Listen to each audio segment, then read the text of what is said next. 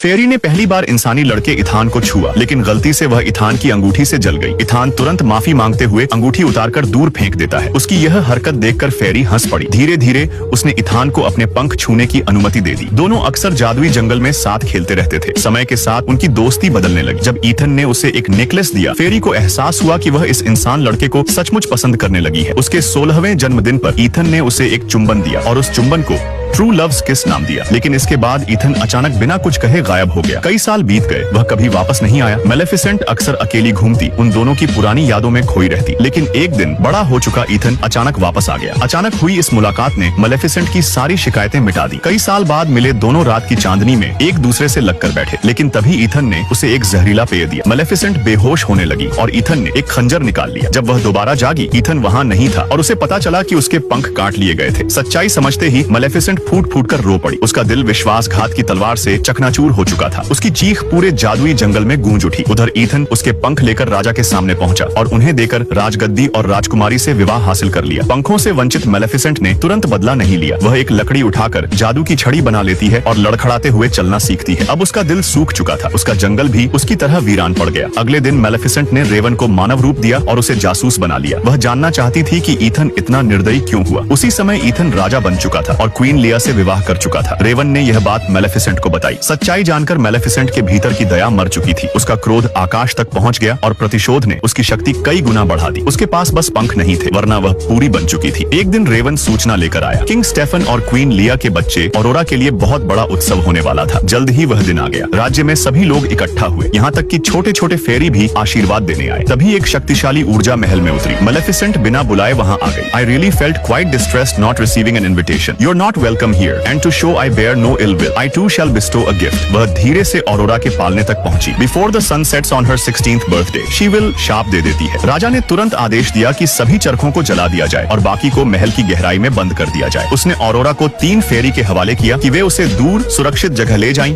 और 16 साल पूरा होने के बाद ही वापस लौटे। लेकिन मेलेफिसेंट को यह सब पता था। वह अक्सर जाकर ऑरोरा को डराने की कोशिश करती, लेकिन ऑरोरा तो उसकी हरकतों पर खिलखिलाकर हंस पड़ती। 3 फेरी बच्चों की देखभाल में बहुत कमजोर थी। ऑरोरा अक्सर भूख से रोती रहती। सुनिश्चित करने के लिए कि ऑरोरा 16वें जन्मदिन का शाप पूरा कर सके, मेलेफिसेंट रात में रेवन को भेजकर ऑरोरा के लिए फूलों का मधुरस भेजती थी। वह उन फेरी की गलतियों की सजा भी देती जो बच्ची को संभाल नहीं पा रही थी। मेलेफिसेंट कठोर शब्दों वाली लेकिन दिल से नरम थी। वह लगातार ऑरोरा को देखती रहती। एक दिन बाहर खेलते हुए उसकी शरारतों की वजह से तीनों फेरी आपस में लड़ पड़ी। ऑरोरा तितली के पीछे भागते भागते सीधे खाई के किनारे जा पहुंची।